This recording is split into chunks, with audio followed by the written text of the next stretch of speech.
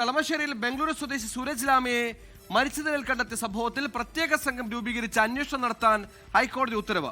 ലാമ ഇന്ത്യയിലെത്തിയത് മുതൽ മരണം വരെയുള്ള കാര്യങ്ങളാണ് അന്വേഷിക്കേണ്ടത്. പോലീസ് ഹാജരാക്കിയ പോസ്റ്റ്മോർട്ടം റിപ്പോർട്ടിൽ മരണകാരണം വ്യക്തമല്ലെന്നും കൊലപാതകമെന്ന കുടുംബത്തിന് ആരോപണം അന്വേഷിക്കണമെന്നും സിംഗിൾ ബെഞ്ച് ഉത്തരവിട്ടു.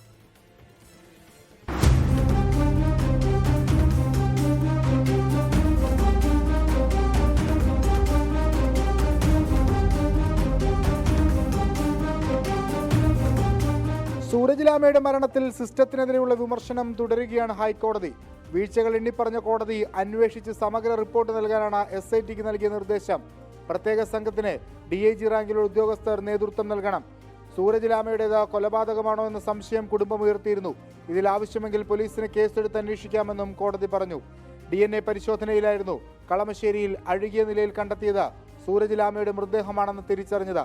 മദ്യദുരന്തത്തിനു പിന്നാലെ ഓർമ്മശക്തി നഷ്ടമായ സൂരജ് ലാമയെ തേടി കുടുംബം കേരളത്തിലെത്തിയപ്പോഴാണ് പോലീസ് അന്വേഷണം തുടങ്ങിയത്.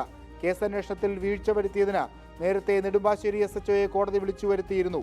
ജസ്റ്റിസ് ദേവൻ രാമചന്ദ്രന്റെ ബെഞ്ചാണ് ഹർജി പരിഗണിച്ചത്. വിഷ്ണു സുരേഷ്, 24, കൊച്ചി. ലോകത്തെവിടെയായാലും ഏത് സമയത്തും 24 വാർത്തകളും ഓഗ്മെന്റഡ് റിയാലിറ്റി പാക്കേജുകളും എക്സ്പ്ലെയിനറുകളും വിശദമായി കാണാൻ ഞങ്ങളുടെ YouTube ചാനൽ നിങ്ങൾക്ക് സബ്സ്ക്രൈബ് ചെയ്യാം.